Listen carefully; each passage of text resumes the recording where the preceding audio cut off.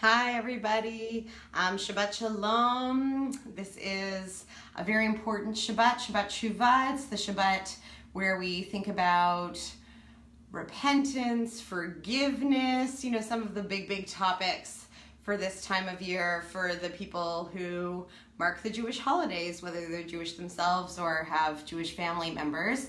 So the period between Rosh Hashanah and Yom Kippur, we are meant to ask others to forgive us. This is for secular humanistic Jews really a lovely time of year, because even the most religious Jews will tell you that if you believe in a God, the God can't forgive the wrongs that have been happening between people. Only people can forgive other people for the wrongs committed against them. So it's a very nice humanistic idea, or human-centered idea we have from our tradition. And it's a very nice invitation at this time of year to repair relationships, make amends, help figure out how we can move forward in a way that's less harmful and hurtful to others. Having said that, in this talk I actually want to problematize the idea of forgiveness just a little bit. So I'm going to start with ourselves, and then we're going to move to other people. So I really do believe in the value of forgiving yourself. It's a thing that has become more popular at this time of year in the last few years, to think about not just forgiving others or asking others for forgiveness, but taking that opportunity for Cheshbon HaNefesh, the accounting or interrogation, or whatever you want to think of it as, reckoning with the soul or with yourself, and thinking about ways we can forgive ourselves for our failings this past year. And I think that's a worthwhile exercise. And I'm gonna, say these are both true at the same time. It is also useful to wonder whether it's enough to simply say, okay, I absolve myself from all of my wrongs, and not do the hard work of tshuva, the hard work of saying, okay, why did I make these mistakes, or how did I come to hurt that person, and how can I actually address that so that next time we can avoid the behavior. This is not the time of year that's a get out of jail free card. You don't get to say, okay, now I've done my tshuva, I've said sorry, and now I'll just continue doing all the same stuff I did, and next year I'll say sorry again. That's not the purpose. So I really do think it's worthwhile to think about how you can be gentle with yourself, forgive yourself for your mistakes, your failings. We all have them, and to look at how to correct them in the year to come.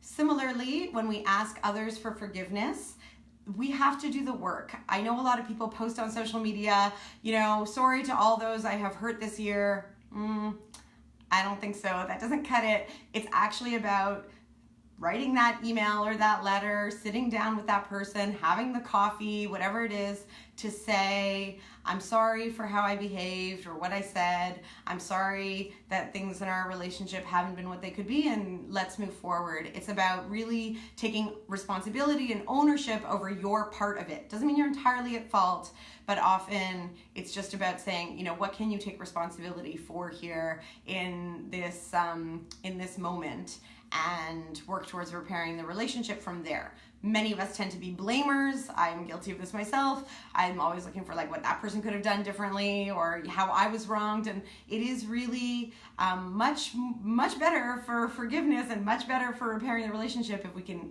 Everybody says, what was I responsible for here? What could I have done differently? And so that's an invitation to how we approach the asking of others for forgiveness. And then we might get asked for forgiveness. And this is where sometimes it's a bit tricky. In our tradition, I think sometimes people understand this asking for forgiveness thing as if you ask and the person is sincere in asking, then it's our responsibility to forgive. I am here to tell you, from my perspective, that we don't owe anybody our forgiveness. Forgiveness is a gift. It's a gift we give to the other person, and really, it's a gift we give to ourselves, because we don't have to hold on to that, bad feeling or that anger or that grudge or whatever it is. So forgiveness is a beautiful thing and is a wonderful tool, but we are not required to forgive. And there are some things that are simply unforgivable. And what I worry about is, especially at this time of year, but also all the time, when we feel like, well, we're supposed to forgive. All these life coaches say, we must forgive others to free ourselves from these burdens. That just adds a layer of guilt when we feel like we can't. And sometimes we can't. So right now, as you all know, we have seen over the past year the Me Too movement, and a lot of people have come forward with these stories of genuine hurt and pain, including in the Jewish community. We have seen recently Stephen Cohen and others, very high-profile Jewish academics, philanthropists, Jewish leaders, rabbis, being accused of sexual harassment and assault. And, you know, I think that we don't owe our abusers or those who have harmed our careers via harassment or assault, we don't necessarily owe them our forgiveness. Forgiveness is a choice. So how I want to think about forgiveness is, just like I said with ourselves, if we've done the work, if we've thought about what we're responsible for, if we're genuinely apologetic, not the kind of apology, that is one of those, so sorry if you took this the wrong way, so sorry if there was a misunderstanding, so sorry that you got offended when I did whatever. No. Like a real apology, taking responsibility and putting real steps in place to change behavior moving forward. When there's that kind of tshuva, when there's that kind of work, then I do think forgiveness is possible. Forgiveness even of some of the most horrific things that have been experienced in human relationships. So there are, of course, beautiful stories of people who have forgiven people who have assaulted them, have even forgiven people who have committed murder against loved ones. It's just not required that we forgive. I think that it's a two-directional thing. The person has to be truly repentant and truly doing the work of change, and the other person has to feel that they're able to forgive. And I don't think we should feel guilty when we can't. But this is the time of year to wrestle with those questions. What can be forgiven? What can't be forgiven? In my own behavior and in the behavior of others.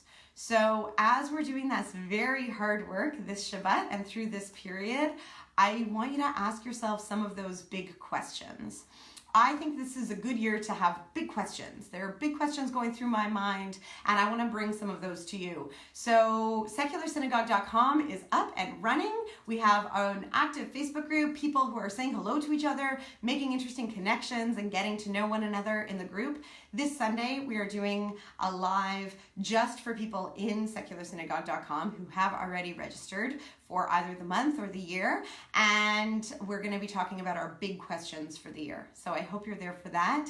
If you need any information about how to register, or if you have any questions about registration, please get in touch with me. Registration really does close on Yom Kippur. So I really do want this to be a community of people who get to know each other, and for that reason, we're having cohorts. So there will be a chance to join again, but not for several months. And so if you'd like to check this out, see if you want to be part of it, the goal has been that it's very accessible, affordable, doable, and also a way to bring Jewish life into your life more often. This is the time of year when Jews do their Jewish thing. So a lot of people attend high holiday services, Rosh Hashanah and Yom Kippur, or one or the other, and then that's it. They're not Jewish again until maybe they light some Hanukkah candles, maybe they do a Passover Seder, but they're not thinking about being Jewish and they're not doing Jewish a ton over the year. And I think that we can do better. I want Judaism to be a meaningful, powerful, inspiring, and beautiful force in your life.